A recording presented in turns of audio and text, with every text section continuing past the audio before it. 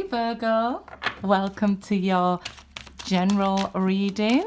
If you're new, welcome. Please remember to subscribe and hit the notification bell so you get all the messages I post. If you're looking for information on the decks of cards I use, you'll find that information in the description box along with how to contact me for personal readings. Okay, guys?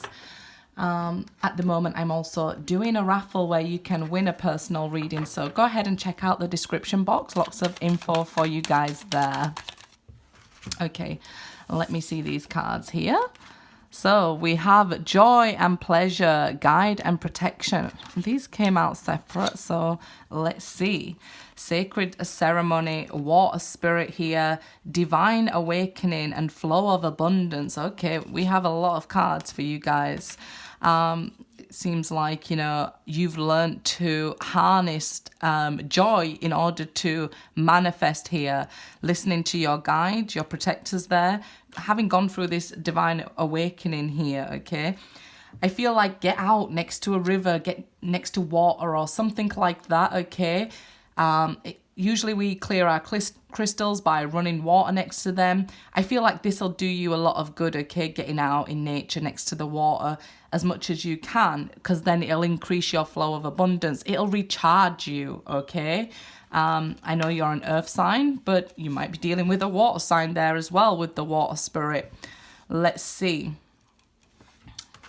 So let's see what we have going on here. I haven't took that many for the other signs, but we're just going to go with it, okay? It seems like for you guys, it seems like you've reached this point in your divine awakening here that this abundance is ready to come in, especially if you've mastered, you know, this feeling of joy and pleasure and understanding what, you know, we find pleasurable and enjoy. We manifest, so we're telling the universe, yes, we want more of that, okay? So the happier we are, the more abundance will flow towards us, okay? You're guided and protected at this moment. Some of you could be going through some sort of ceremony or attending a ceremony. So let's see. Okay, 7 of Wands. So you faced these spiritual challenges and you kept going. So it means you've overcome them, okay? 7 of Wands is challenges and it's about needing to be assertive. So now you know, once you've gone through this divine awakening here, now you know that it's not always rainbows and butterflies. There is challenges, okay? When you've been divinely awakened, there is challenges. You clear more karma. Keep going. Be assertive here. You'll make it through.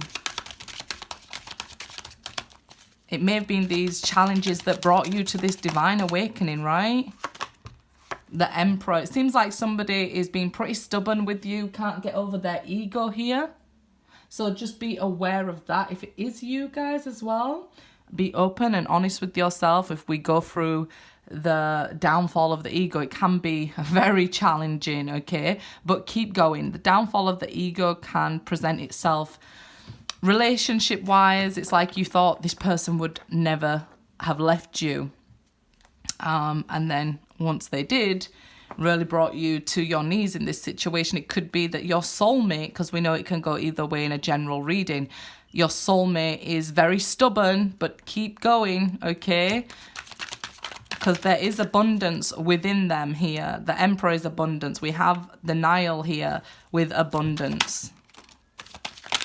9 of Cups. So it's like somebody, you know, after putting you through all these challenges, realizing you're the one they want. The 9 of Cups is somebody who has left to find that 9 of Cups. So it's like I finally found what I'm looking for. So somebody coming to present a cup here. Is it you that's finally found what you're looking for?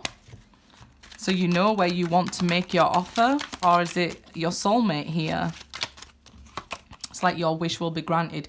Okay, so you seem in two minds about whether this person has changed because they've been so difficult with you, they've been so stubborn, even they left, so why would they now want to offer you another cup? Or you might even feel like they left, why are you coming back with your cup, right?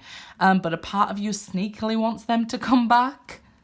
So it seems you're in two minds. It means, like I said, get out next to some water, recharge yourself, just keep progressing and keep pushing forward, enjoy, okay? And you'll find the right path, okay? Trust your path here. You are being guided and protected, so just trust it. Ace of Swords, yeah, the truth is coming out. Somebody wants this conversation for you. There's definitely an opportunity to have this conversation. So you might be unsure whether this person is returning or not, but they seem sure. They're holding on to this sword, as you can see. Whichever person it was that was being stubborn is now sure, okay? So it's good, isn't it, sometimes to be stubborn, right? And keep being assertive and keep pushing ahead. It's not always a negative thing. So if you was like stubbornly like, I know this person's coming back, and everybody were like, no, forget them, move on. And you're like, nope, I'm not giving up. I'm continuing with my divine path. Then what we see is that stubbornness being a good thing, trusting your own instincts and can't be told by nobody else. A negative stubborn is maybe even refusing to have a conversation with somebody in case you're wrong. Okay, in case you find out that truthfully you was the one in the wrong.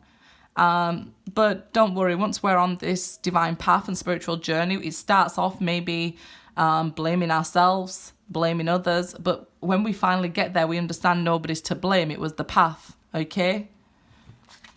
So if you're feeling a little bit drained, like I said, get out next to some flowing water. If you want clarity too. King of Cups here. So you are heavily on this person's mind now. This is why they're going to be pushed forward to have this conversation with the Ace of Swords, okay? They might have been going backwards and forwards over it a bit, you know, with the Ace of Swords, but they are going to make a decision here. They're going to pick one sword. So if they are like, okay, umming and ahhing because they was the one being stubborn, they're going to pick a sword and have a conversation here. They can't help it. I feel like there's a lot of deep emotions with the Nine of Cups and the King of Cups here. And the universe sort of puts pressure on people. This is why you're told not to worry, to trust your divine path. If you trust that they'll return, you'll get through this a lot easier. You just focus on joy, right? If you're the one feeling pressured to reach out and, you know, talk to them, do so. King of Wands now. Okay, so yeah, one of you definitely will be taking action and one of you is harboring some secret feelings that you're about to reveal because it's getting too much now. It's weighing heavy on your mind. It's almost painful. You could be starting to get migraines as you go through this ascension. Okay, this divine awakening can cause these ascension symptoms. So sometimes they can be like a cold, a headache and things like that, okay? Nine of Swords now. Wow. So these nines, it's like related to the Hermit. So it's your individual journey, you know, separate from each other. So it was very difficult. I understand. There was times when you lost your faith even, wasn't trusting, maybe listening to other people. There was times when your faith was strong, right? Times when you was overthinking and times when you was full of anxiety, times when you couldn't even sleep at night. And if it's not you, this is your soulmate, then the other person would be feeling that Nine of Cups energy. Am I just dreaming? Am I just wishing for this to happen? Is it real? Okay. Like, I want to offer them my cup. It just seems like it's maybe a bit of a fantasy with the Nine of Cups. So here's the conversation that, you know, you're able to freely express yourself and everything you've been holding in, the good, the bad, the beautiful, the ugly, all gets to come out now, okay? It's like freeing for you to have this conversation. It's beautiful.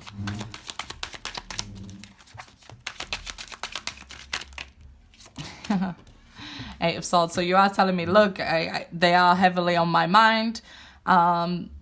You're heavily on their mind as well, like I said here.